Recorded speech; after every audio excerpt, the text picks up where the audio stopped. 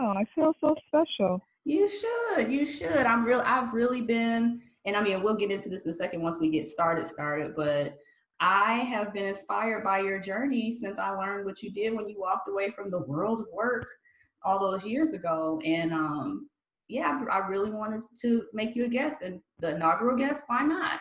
I mean, it's our Thank 20-year you. reunion year. Let's just get all nostalgic. Right. Not to age us or date us or anything, but I mean, we still look good. So it's fine. I think so. Yeah, I'm not ashamed. I wear my gray hair with pride. All right, so we can go ahead and get started. I don't want to take too much time, and I want to really get down to the real questions. So, Okay. like I said, you're our first guest, Christen. How do you feel being the first guest? Just recap that for us, for the audience. I'm really excited. Being the inaugural guest is a big deal. It So is, I'm yeah. excited and can't wait to see, the journey that this podcast takes. Oh, awesome. Well, we hope that you'll follow along for many, many more episodes to come, and hopefully people will learn more about you and seek you out, and it'll be a great relationship that we formed. For sure, for All sure. right. So let's get started. I'm going to introduce you. For everyone listening, welcome to the inaugural episode 1 of the Detroit Hustle podcast. I'm your host, Melinda B. Powers, and I'm going to be talking to some of my favorite Detroit friends. Some are family, some are classmates, some are people that I've met along my journey in life, but they're all doing dynamic things. And I just really have the heart to highlight what they're doing because unfortunately, Detroit doesn't have such a great reputation in the media and in the minds of people, especially people who've never been there. So I really want to help change that narrative and create a more positive view of Detroit and Detroiters in the world. So, it seems like a big feat, but I'm going to do my best to make my contribution and hopefully create a ripple effect in that. So in saying that, I want you to just tell me how you got started, where you're from, and just kind of introduce the audience to Christen. All right. Well, my name is Christen Rochon, born and raised on the west side of Detroit. There's Old Tiger Stadium, Martin Luther King all day. All right. I'm a proud graduate of Cass Tech High School, Michigan State University. Yeah. And just a little background on me, I started a career in advertising, broadcast marketing, fresh out of college, working for what's known as iHeartMedia now, working for WJLB in marketing and sales. That journey took me over to the competition, working as a promotions director for Radio 1, then down to Charlotte, North Carolina, and to New York City, working for CBS Radio, where I took a hiatus from working the 9 to 5 to launch something that I thought would be special, which is divasanddorks.com, a blog dedicated to style and technology from the perspective of multicultural women. All right. Yeah. So look, we're going to just stop right there. I don't know if I just missed this because I'm so excited, but what was your major at Michigan State? So at Michigan State, I was a communications major. So Okay. Communications, advertising with a specialization in public relations. Okay, so you got the goods to back it up. I like that. So now where I started to really follow you was when the Divas and Dorks was established. That to me was so amazing. And I just have so much respect for bloggers, the early bloggers, because you guys were in the trenches creating what we see now is blown up. People are making these fabulous livings, some of them doing blogs, and they were the people that got in early, most of them. I think now people have kind of learned the formula a little bit more, so it's a little bit easier, but for you guys that were doing it, in the very beginning, in those baby stages, I really, my hat's off to you. I was trying to do it then, but I didn't have the patience to build the audience, so I didn't stick with it, but I really respect you for blazing that trail. But what I wanted to ask you is, you said that you thought that it was special. What was so important about that intersection between fashion and technology for you? Well, it's really unique as far as like my journey, because I never wanted to be like in the forefront of the blogger sphere or having a blog like that. I simply wanted to see the type of content that I thought was cool. I loved fashion, but I also loved technology and loved hearing news about consumer electronics and the trends as far as mobile technologies. And I just always thought, well, if I could get a little bit of fashion or style news mixed with a little bit of my technology news or social media news all in one place, Mm-hmm. that would be the bomb for me. Because when I was Right. working in corporate, I was spending hours on hours every morning looking at like some of the top style and fashion websites, and then looking at some of the top technology websites. And for me, it was really just like, if I can get this content curated on one website, then I wouldn't have to worry about spending countless hours searching the web. Right. So that's really where Divas and Dorks was developed. It was just from noticing that there was no website that really kind of merged the two Mm-hmm. uh, content. And I just decided, well, I'll just do it myself. And, years later, it's kind of morphed into a community of its own. And apparently there were other women like me looking for the same type of content. Right, right. I mean, what I love as a fan of the site is whenever you're working with the different vehicles, like the new vehicles coming out, I love to see Mm-hmm. that. That just gets me so excited. I mean, coming from the Motor City, obviously, I have a Ford family that worked in the plant for generations, and then my dad's a mechanic on top of that. I love cars.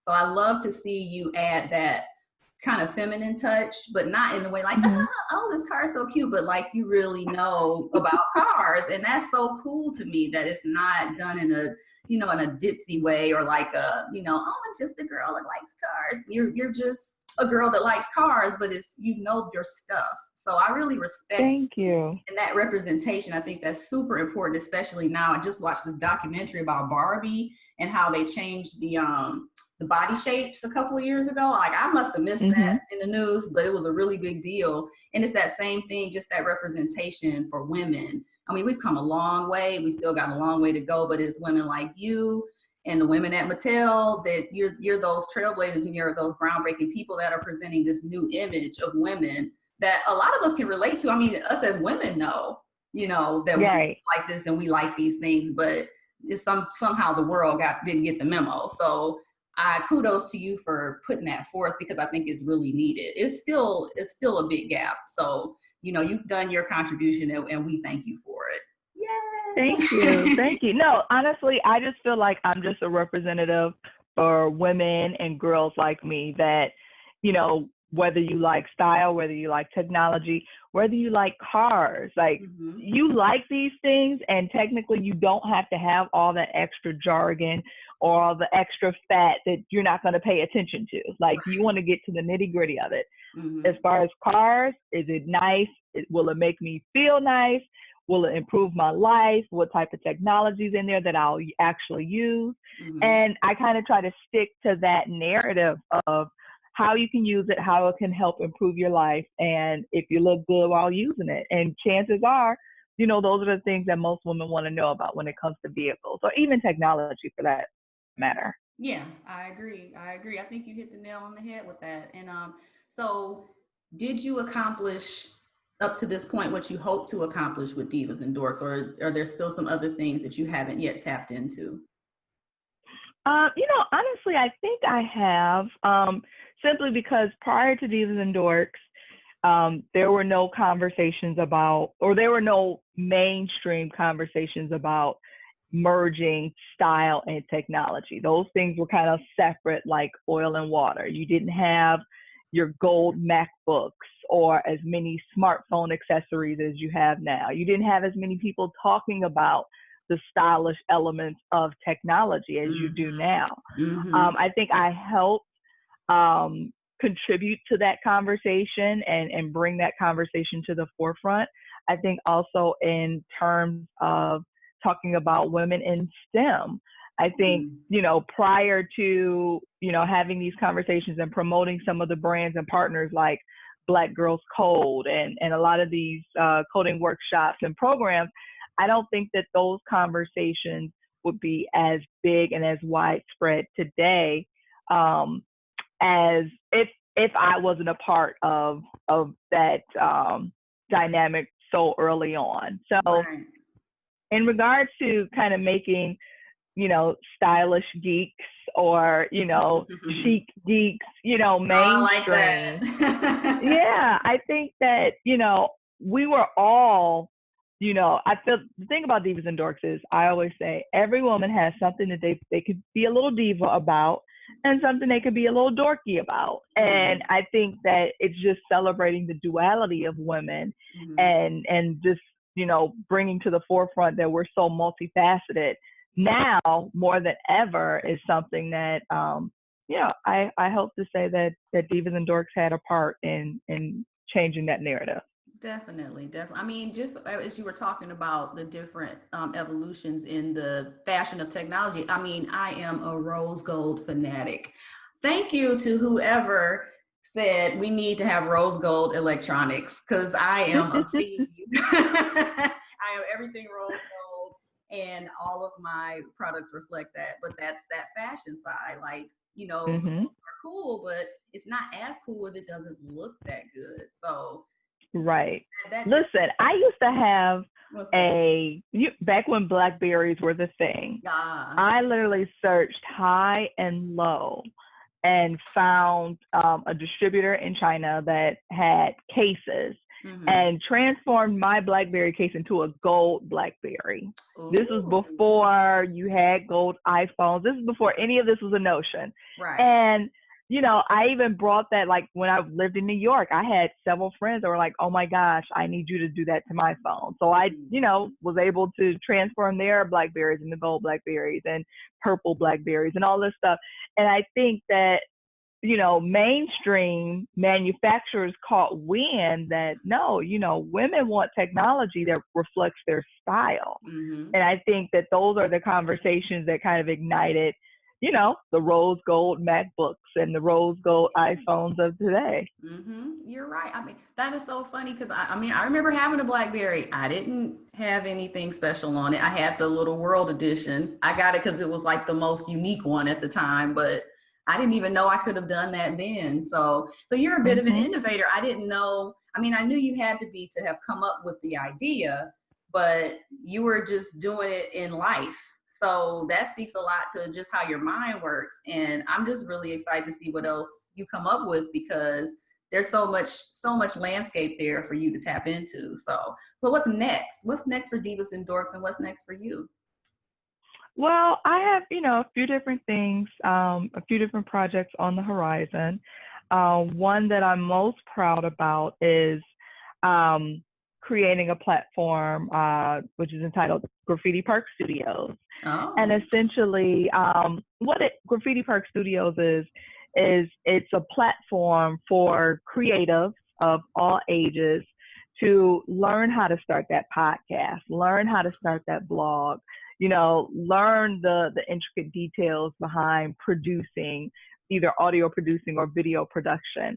And what I found since working in radio and then, further along in my career working in television, as well as working in the digital spaces, there's no, I guess, classroom for young creatives to learn how to monetize and create a business out of those creative platforms that you see today. Mm. And I really wanted to utilize a platform to help educate and help put people in place where, they can use their creativity and be able to monetize it and be able to build businesses without, reaching some of the roadblocks that I had to endure, along my journey. Right, right. That's really exciting. I'm seeing a lot more of that too, where I've seen it from our generation a lot, where we are transforming our experiences and our know-how into kind of like laboratories so that we can help other people develop those same things. So I have a connection. She is working on doing that for people who want to create products. So she's all about, she actually created a product at one point and manufactured it, but now she wants to help other inventors. So she's creating a space Mm-hmm. to do that as well. We hope to get her on the podcast at some point too, so she can talk about that. But I'm seeing a lot more of that happening. So that's really cool. And then, so you mentioned you've worked in radio, television, and in the digital space. Is any one of them your favorite by any chance? And if so, which? I don't have a favorite, believe it or not. I'm just a sponge. So all my life, I've always wanted to work in advertising, marketing, media. And, luckily, upon graduating from college, my first experience in the real world was working for a radio station and then, working for other stations. So for me, it's more so about constantly learning, constantly evolving, and getting as much knowledge as possible to then, be able to apply it to my own endeavors. So, and that's something that, because my experience in radio, because of my experience in digital, as well as television, I really want to use that knowledge and know-how to really take Graffiti Park Studios to the next level. Well, that sounds awesome. I'm so excited to see this. Oh my goodness. So when is this going to be launching, or can you give us a little more information about it? Sure. Okay. So just to give you like a little bit of background on Graffiti Park Studios. So essentially, Graffiti Park Studios is going to be home of its first of its kind content creator studio. Okay. So if you want to create content, if you want to build content, if you want to learn how to monetize content, but in addition to that, it will also be an entertainment venue and entrepreneurship hub. So this is where we take that content creator and help them become a business with what they create. It's really, destined to be kind of the epicenter of creativity. And they have a photography studio, podcast studio, black box theater, a co-working space, as well as an art gallery, which will also be used as an event space as well. So what we're doing right now is we're going to be launching our crowdfunding portion of the plan later this summer. We do have a few events planned for the fall because we are looking to build this up in the city of Detroit. So this is something that, has been a dream of mine since, leaving the city, but knowing that I was always going to come back home, and always knowing that I wanted to help and do my part to help the revitalization of the city as well. Okay. So you can definitely check it out, graffitiparkstudios.com. Sign up for the newsletter. We'll be releasing information about some of our upcoming events as well. And you can find us on Instagram, Graffiti Park Studios, as well as Twitter.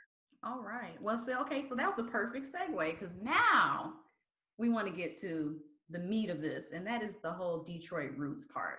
So we want to talk to you about your connection. I love that you always knew you were going to bring your talents back to the D. For all those listening for the first time, if you're not from Detroit, that's what we call it, the D. And so bringing that to the D is so important because, there's a lot happening in Detroit right now. It has been for years. It's a lot of development. It's a lot of talent and things being created. However, my concern is always who it's going to really benefit. And my heart goes out to all the people who have stuck it out and been there for generations on generations and haven't seen the fruits. And I'm hoping that opportunities like Graffiti Park Studios and other things going on are going to help keep Detroiters in Detroit and continue their legacies into the future. So personally, and your experience, we'll just in general, what makes the D so special to you? Being from there, of course, and having a heart for the city, what is it that's so special about Detroit, in your opinion, that you would want to bring something like Graffiti Park Studios there? I think what makes Detroit so special, and the people from Detroit so special, is that we're resilient. And not only are we resilient, but we have a hustle unlike any other hustle in the world. We could literally make some magic happen. Yes. And I think that that's not something that you can learn. That's something that you're born with. And I don't know if it's something in the air here or the fact that Canada's right across the street, but Detroiters got it. Yes. Detroiters got it. Like, there's no better hustler. There's no better move maker, change agent, trendsetter than a Detroiter. So, at the end of the day, we can do anything we put our mind to. It's just really either initiating the mindset or visualizing the goal or knowing what type of impact you want to make.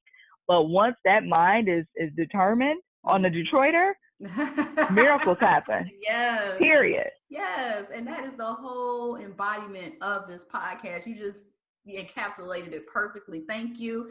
And so I want to ask you too, I want to give you an opportunity. Let me phrase it that way.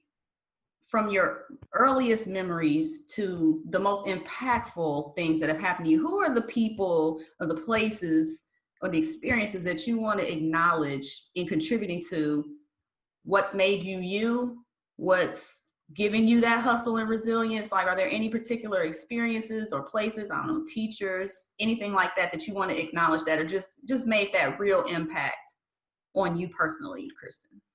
I would probably say, first and foremost, you don't really realize how special Detroit is until you live away from Detroit or move away and come back. And you realize, like, we had Belle Isle, we had, just the fact that we're right along the Detroit River. Canada is right across the river. There's so many just special places in Detroit, and visiting those places and creating memories with either families or friends are truly impactful. Right. So one of the biggest things that I do remember, which kind of, you could say, kickstarted my love of cars, is trying to learn how to drive a stick shift in a old Ford Explorer near the old Michigan train station, right on Michigan Avenue. So trying to learn. Now I'm like 16 years old. This truck is like 5 times bigger than me, and I'm trying to drive a stick shift in front of the old train station. Wow. So one, that was kind of intimidating, but it once again, going back to the Detroiter having resilience, is it really made me feel like, okay, I can't figure this out. Like, it's difficult for me, but that doesn't mean I'm going to quit, and I'm going to learn and I'm going to figure it out. Now, the funny part about that is it took 20 years later for me to try to learn how to drive a stick shift. Instead, it was like in a Ford Fiesta and like a parking lot.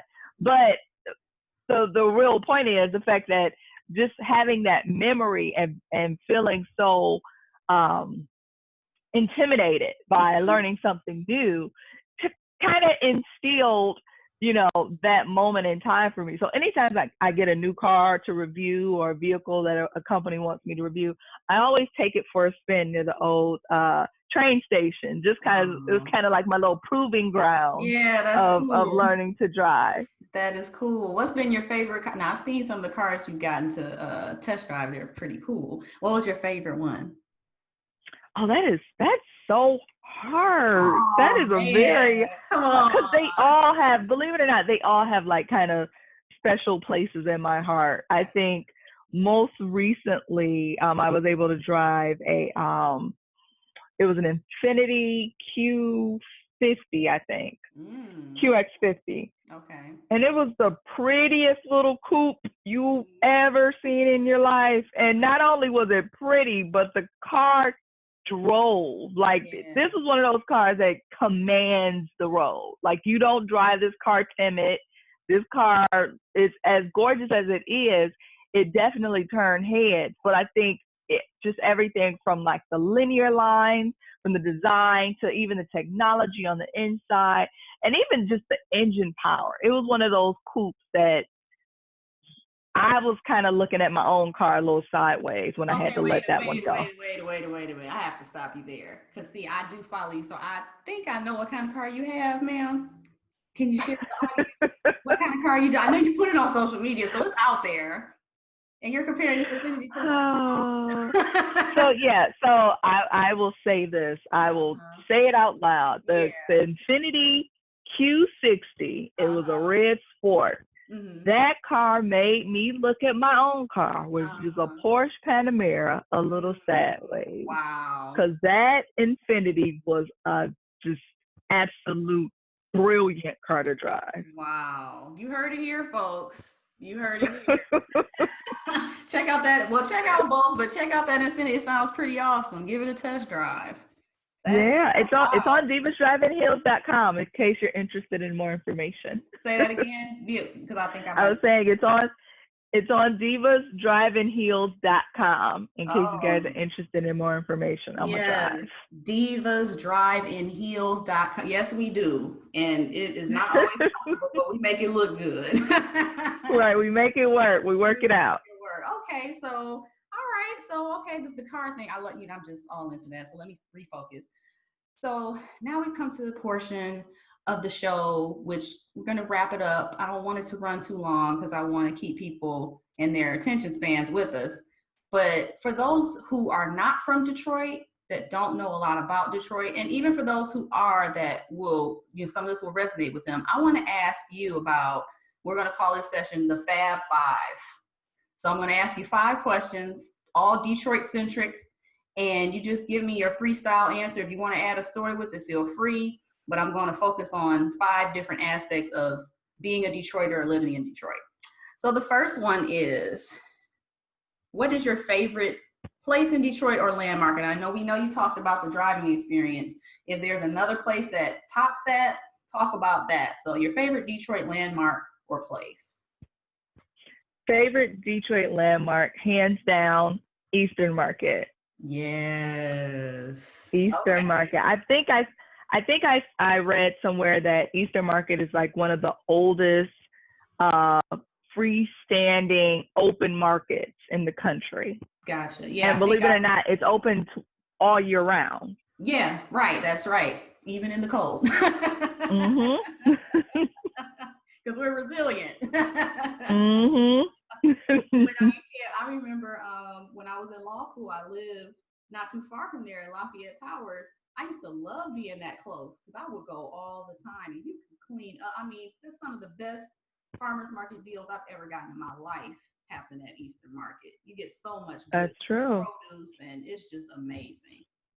All right. And then they have Flower Day every year too in May, which is like that's kind of the official, unofficial kickoff to the season. So I love it there. Yes, that's awesome. I do love some Eastern Market myself. All right, so I'm gonna move on to number 2. Number 2 is, what is your favorite Detroit restaurant or dish? We're gonna keep this a little vast because I know this can go a lot of different places really fast. So, and it could be past or current. It could be something that we don't have anymore there or something that we do. But your favorite, hands down, restaurant and or / dish. Oh, gosh. So you just killed me when you said past or present. You did. Because I had a place in mind that's kind of past, but it's still around. So I'll say this. A place that, you know what? I'll give you a 2-part answer. Okay, go ahead. A place that was just great from my past that I absolutely adored, Mr. Fofo's corned beef. Ah, the corned beef sandwich. The corned beef sandwich that was like bigger than your head. Yeah. Like this was a corned beef monster. Yeah. But ironically, they're back, and they actually have they have a location.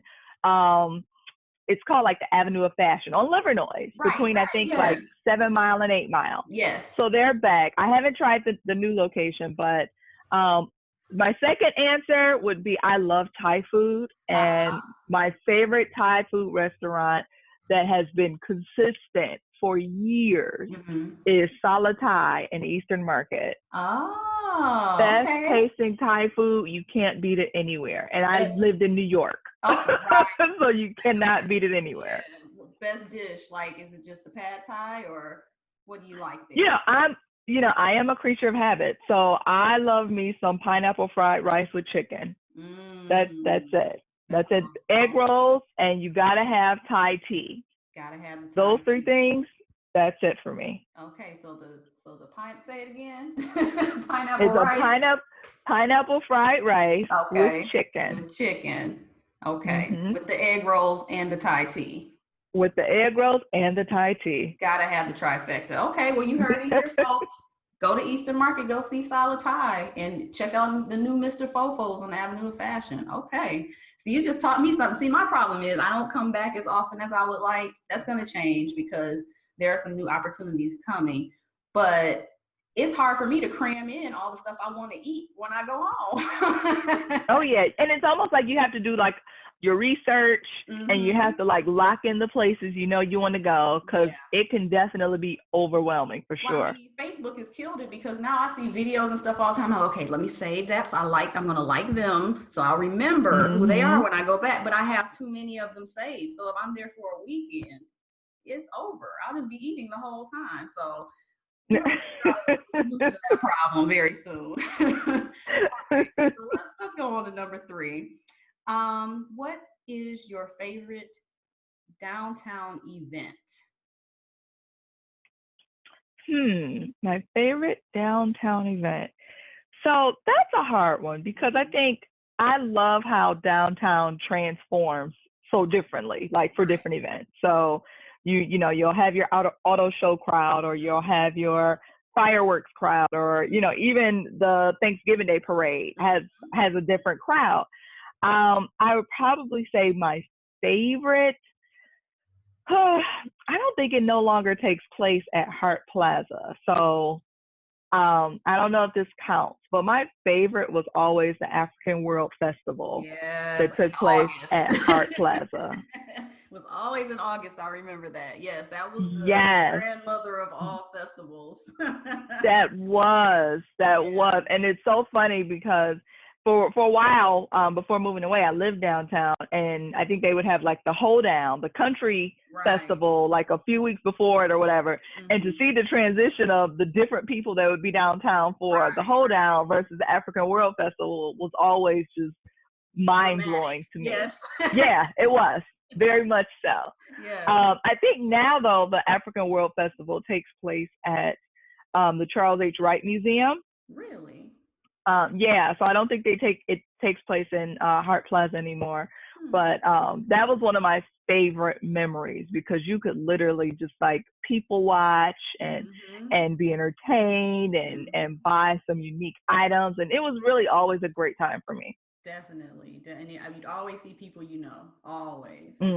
Always. Yeah, that brings back a lot of memories too. So okay, number four, your favorite Detroit sports team. Oh, that's, I Mm. mean, that's, so I'm a fan of the Bad Boys. I'm a fan of Yes. the back in the day Detroit Pistons Hmm. that played and was like rough on the Rough, court. And, that was my favorite sports team. yeah. Okay. I'm not going to comment on the sports teams of today. And I'm just going to We go through leave it at those that. periods. It's some lulls in the legacy, but they'll be back. They'll be back. Right. Detroiters are resilient. I'm just going to Yes. hold on to that faith. Right, right, right. We have to. Yeah, like I will say I love the Pistons also. And I was fortunate enough to be living there when they had their championship. That was at '04. And Hmm like I said, I lived in Lafayette Tower. So when I was trying to drive home the night they won, I was in traffic for quite a long time, but it was great. I got to walk to the parade however many days later, and that was really fabulous to be in the thick of all of that at that time. So, yeah, I'm with you. That's I don't think I'm ever going to tell my favorite just because I can do that as the host, but yes, the Pistons have a special place in my heart. If and when we get Yeah. the video going, you'll see I have a Detroit Tigers hat in the background too. So just shout out to all the Detroit teams from the host, but Christen likes the bad boys. Just know that. All right. And then last but not least, and you shared some different memories and I hope we haven't tapped you out on your absolute favorites, but if you do have just a favorite Detroit memory, and it doesn't have to be something that happened to you per se. It can be just something general that was newsworthy or very memorable, to people, but a very distinct Detroit memory that you can share. A distinct Detroit memory. I don't know if it is, an amazing memory. It is kind of personal for me, but I think that other people may also just have these memories and experiences and enjoyed them as well. Is around Christmas time, how Detroit has like the Christmas lights going up and down Woodward and up and down Jefferson. And I just remember as a child just thinking just how magical Detroit is, because just the decorations and, with the snow, and it really does transform into a winter wonderland around Christmas time in Detroit. Now, a few days later, you're probably over it because it's cold and the snow that's white turns black and it's icy. But for those magical moments, Detroit is a beautiful winter wonderland-esque place. And I think that it just kind of instills the magic and wonder of Christmas to kids. And that's something that, I'll never forget growing up. And, kind of even reliving it every year now, going downtown around the holidays. Well, now they got isn't it Campus Martius is like the epicenter for that time of year? Yeah, now Campus Martius with the Christmas tree and then ice skating, and then they have different shops downtown, and it really has transformed into our own little Rockefeller Center or Rockefeller Plaza for sure. Yeah, you took the words right out of my mouth. That's awesome. I am so delighted. This has been such a wonderful conversation. I really hope that the listeners have learned some things about you, about your brand, and also about what makes Detroit so freaking special, because Detroiters know it, but not everyone else does. And I'm on that mission. I'm going to spread the word. I'm a Detroit evangelist right now. And I thank you so much for being our very first guest. This has been very, very special to me. It's been in my brain for months, and I'm just excited to finally get this out and to start, really making some moves on this. And hopefully maybe we can follow up with you in the future once Graffiti Park Studios gets up and running, and you can come in, pop in, and give us some updates. We really love that. Absolutely. I'm looking forward to it. And thank you so much for being a Detroit evangelist. We need more people like you. Yeah, definitely. And I haven't been the best one over the years, but with age and time, you realize what's really important.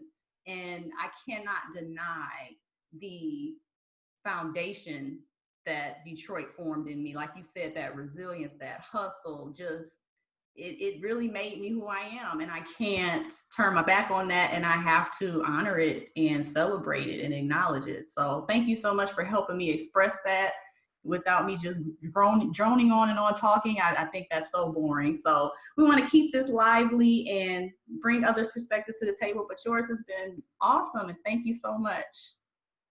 Thank you. Awesome. So we will talk to you soon, everybody. Thank you for listening. We'll be coming back to you next week with another installment of the Detroit Hustle podcast. Follow us on Facebook and follow us on Instagram, the Detroit Hustle. All right. Next time, y'all.